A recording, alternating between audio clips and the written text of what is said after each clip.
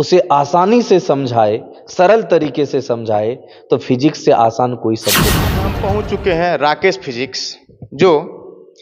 Rakesh physics जो सीमांचल ही नहीं पूरे बिहार का एक ऐसा संस्थान है जिसमें पिछले कई वर्षों से कीर्तिमान हासिल किए हैं। और यहाँ जो बच्चे पढ़ते हैं पिछले कई वर्षों से काफ़ी ऊंचे ऊंचे प्रोग्राम पे पहुँचे हैं। आखिर इतने सारे बच्चे जो सफल होते हैं उनपे सर का बहुत सारा योगदान रहता है। आखिर राकेश फिजिक्स जो यहाँ पे स्थापित हुए हैं इनका क्या उद्देश्य था, हम जानेंगे राकेश फिजिक्स के डायरेक्टर राकेश सर से। सर, हमारा चैनल में बहुत बहुत स्वागत है। बहुत बहुत धन्यवाद। आप आए राकेश फिजिक्स में और हमसे कुछ आप उपयोगी प्रश्न पूछ रहे हैं, इसके लिए फिर से धन्यवाद।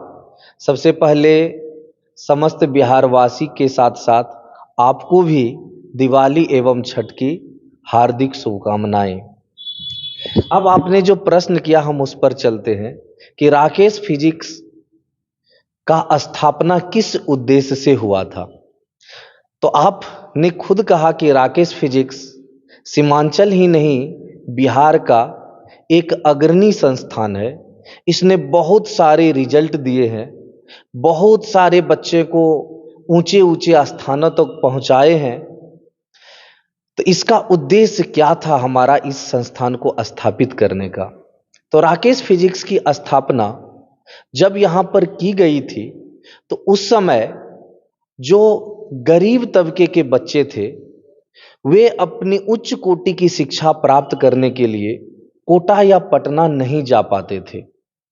तो जब हम पूर्णिया आए और हमने इस चीज को महसूस किया कि जो सीमांचल के गरीब बच्चे हैं जिसको पैसा के अभाव में कोटा पटना जाकर के उच्च कोटि का शिक्षा प्राप्त करना संभव नहीं हो पाता है, पहले हम उसको कोटा और पटना के समतुल्य शिक्षा पूर्णिया में प्रदान करें, उसे प्रदान करने का, प्राप्त करने का मौका दें।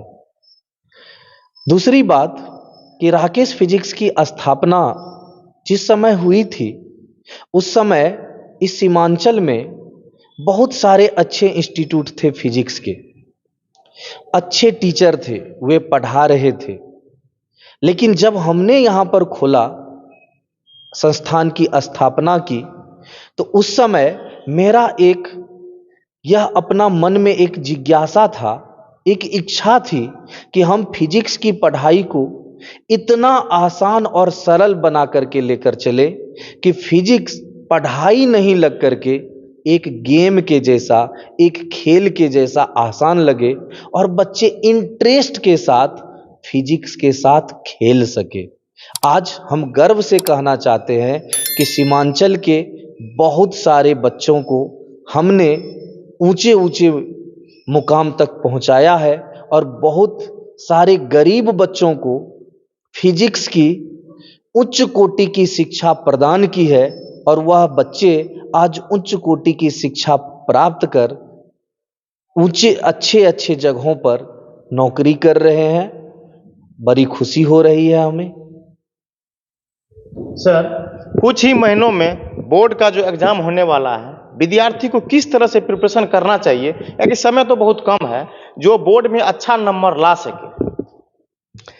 देखिए, सबसे पहले तो जो बच्चे हैं जब बोर्ड का एग्जाम नजदीक आता है तो वह एक एक्स्ट्रा प्रेशर ले लेते हैं कि एग्जाम नजदीक आ गया है, तनाव में आ जाते हैं। तो सबसे पहले बच्चे से कहना चाहेंगे कि बच्चों, तनाव नहीं लेनी है, प्रेशर नहीं लेनी है। आप जैसे पूरा साल तैयारी कर रहे थे वैसी ही करनी है। बस अब करना क्या है, तो एक स्ट्रेटेजी के अनुसार तैयारी करनी है। पहली बात तो आपको रूटीन बना लेनी है, उस रूटीन को फॉलो करना है और सभी सब्जेक्ट को बराबर टाइम देना है। प्रायः बच्चे गलती क्या करते हैं कि अगर उसे एक सब्जेक्ट में इंटरेस्ट आता है, दूसरा तीसरा में नहीं आता है, तो वे एक सब्जेक्ट पर ज़्यादा ध्यान देते हैं, दूसरा तीसरा उसका वीक रह जाता है। तो हमें ऐसा नहीं करना है, सभी को इक्वल वेटेज देना है। इक्वल टाइम सभी पर देना है। जो सब्जेक्ट आपका थोड़ा कमजोर भी है, अगर आप उस पर वेटेज देते हैं तो वह भी आपका अच्छा हो जाता है। पहली बात तो यह करनी है। दूसरी बात कि हमें कम से कम प्रयास करना चाहिए कि 15 से 16 घंटा सेल्फ स्टडी करें, अगर अच्छा रिजल्ट लाना है, टॉप करना है तब। और हमें तो लगता है कि सभी बच्चे टॉप करना चाहते हैं, तो सभी को 15-16 घंटा सेल्फ स्टडी करनी चाहिए। एग्जाम नज़दीक है, करनी चाहिए, क्योंकि उसने जो पूरा साल पढ़ा है उसे 2 से 3 महीनों में उसका रिवीजन करना होता है। तो रिवीजन करने के लिए तो थोड़ा मेहनत करना पड़ेगा। Sir, physics as a subject कठिन है या आसान? हमसे पूछा जाए तो अगर समझाने वाला और पढ़ाने वाला उसे आसानी से समझाए, सरल तरीके से समझाए, तो फिजिक्स से आसान कोई सब्जेक्ट नहीं है। सर, फिजिक्स में 100% नंबर ला सकता है या विद्यार्थी नहीं?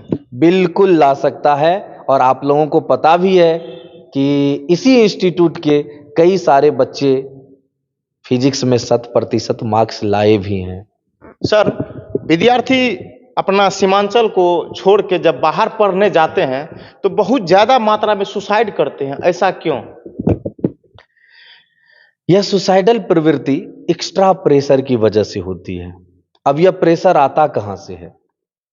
तो जब बच्चे जाते हैं वहां पर पढ़ने के लिए, तो वे देखते हैं कि उसके जो दूसरे साथी बच्चे सब हैं, उसमें से कुछ क्वालिफाई कर जाते हैं, नीट जेई क्वालिफाई कर जाते हैं। तो जो बच्चे नहीं क्वालिफाई कर पाते हैं, वे उस बच्चे से अपनी तुलना करने लगते हैं कि वह क्यों कर गया, हम क्यों नहीं कर पाए। और उसका मन में एक तरह से भावना आ जाता है कि नहीं, वह पढ़ने में तेज था, हम तो पढ़ने में ही कमजोर हैं, इसीलिए हमसे नहीं निकल पा रहा है। तो बच्चे, आप कमजोर नहीं हो, आप भी उसी तरह जो बच्चे क्वालिफाई किए हैं, उसी तरह आप भी तेज हो। आपको तनाव नहीं लेनी है, दूसरे से तुलना नहीं करनी है। सर, पेरेंट्स जो है बच्चे को क्यों प्रेशर देते हैं? आपने सही प्रश्न पूछा कि हमने भी आसपास देखा है कि बहुत सारे गार्जियन, पेरेंट्स अपने बच्चे को प्रेशराइज करते हैं। और उसका मुख्य कारण जो हमको समझ में आ रहा है कि गार्जियन जब अपने आसपास के दूसरे बच्चे को सफल होते हुए देखते हैं, तो उसके मन में इच्छा होती है कि मेरा बच्चा भी सफल हो। अगर किसी कारणवश नहीं हो पाते हैं उसके बच्चे सफल, तो वे यह बात बार बार कहते अपने बच्चे को, देखो फलना का बच्चा सफल हो गया, फलना का बच्चा नीट निकाल लिया, फलना का बच्चा जेई निकाल लिया, तुम नहीं निकल पाए।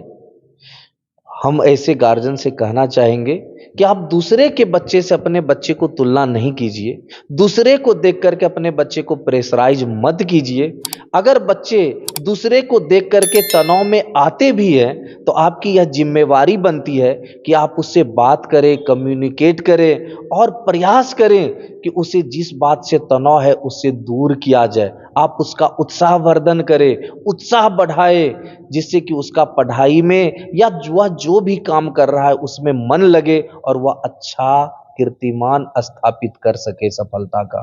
बच्चे को अंत समय में जो पढ़ना चाहिए उनका बुक लिस्ट थोड़ा बता दीजिए, क्या कि मार्केट में सर बहुत सारे प्रकाशन का बुक आने लगता है एग्जाम को देखते हुए, जैसे question bank, model set, etc, बहुत सारे प्रकार का आता है। तो बच्चे को अंत समय में क्या पढ़ना चाहिए? समय बहुत कम रहता है। मेरा बेस्ट सजेशन है बच्चे के लिए कि आप जिस टीचर के पास भी पढ़ते हैं, वहां जो नोट्स बनाते हैं, आप केवल उससे तैयारी करें, आपका रिजल्ट बहुत अच्छा आएगा। सर, तब समय देने के लिए बहुत बहुत धन्यवाद सर। बहुत बहुत धन्यवाद आपका, आप आए, अच्छे अच्छे प्रश्न किए, बच्चे भी इससे लाभान्वित होंगे। फिर से एक बार धन्यवाद, और सभी को छठ और दिवाली की शुभकामनाएं। आपको भी।